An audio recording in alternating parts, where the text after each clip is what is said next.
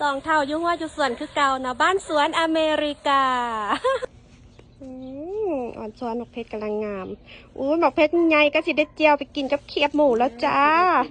โอ้ไปเห็ดอัวใบเข่าฮ้อนๆกำลังจะใหญ่ไปไวคนหมักเลนใหญ่ลูกตายโก๊กคอยหมักกำลังงาม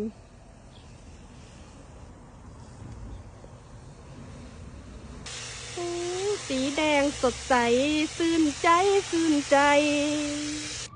ตัดหอมป้อมเข้าตู้เย็นไว้ก่อนจำปงใหม่กินใหม่เดี๋ยวมันจะแก่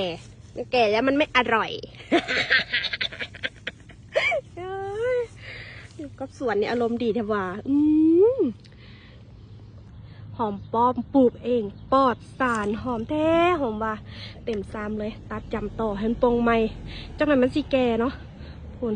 พวกได้แนวแล้วก็พวกน้อยๆกำลังขึ้นมาใหม่ผู้ดีได้กินทันกันเป็นสุดๆไปเนาะแล้วจากหลังบ้านมาสมสวนอุทยานหน้าบ้านกันต่อดอกแต่เหี่ยวๆไปได้ตัดออกปงขึ้นมาใหม่งามๆมาฟันกันลีลงหันเป็นนอเป็นแนวเติมป้าเหลืองโอ้ยห่วยคุณสีทองคำเห็ดโอ้ยจะมันงามเอาไปพัน